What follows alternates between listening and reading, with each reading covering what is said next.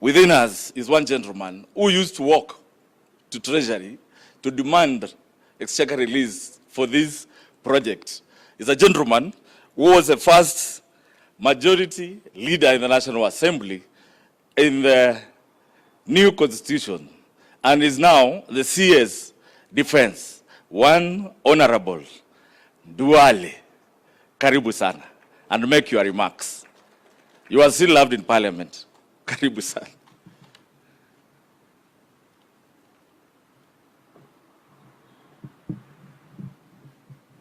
Your Excellency the President, Your Excellency the Deputy President, Your Excellency the Prime Cabinet, and our two great speakers, good morning. Your Excellency, allow me to confess that you used to have an office yourself here when you were the Minister for Agriculture.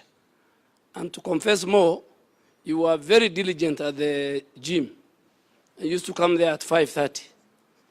And you used to do 30 minutes on the trail mill. We used to wonder how you used to run that time. And I'm sure the Speaker was the Minister for Foreign Affairs. He had an office here. The Speaker of the Senate was the Minister for Fisheries. He used to have an office here. And Honorable Musalia Mudavadi and many, many other colleagues. Your Excellency, I agree with the Honorable Wandai. This is a parliament with the best infrastructure. And this morning when I came, Your Excellency, I wanted just to look at the tunnel from the main building to the chambers, from this building to the main building of Parliament. Because I am sure right now there is the people who will suffer are the voters. The voters today are not very happy. They used to get members of Parliament on this square on their way to the chamber. Now members of Parliament, Your Excellency, will go through the tunnel. And those of you who went to the US Capitol Hill, US Congress, exactly the same tunnel. So our standard is that standard of the US Congress, the Capitol Hill. Your Excellency, Honorable Wandai also did not say, you know, when I joined the Public Accounts Committee, I was a ranking member. He was my chairman. And it was the days I was discharged from duty as the leader of majority. So the only place, the only good committee that I could fit was Public Accounts Committee, where one day when he's not very big, when he's away, he could allow me to chair. You know, the leader of majority emeritus cannot go to Energy Committee, cannot go to Education Committee. So I talked to Ichungwa. I told him, Ichungwa became a member of, after he was discharged, he became a member of Catering Committee.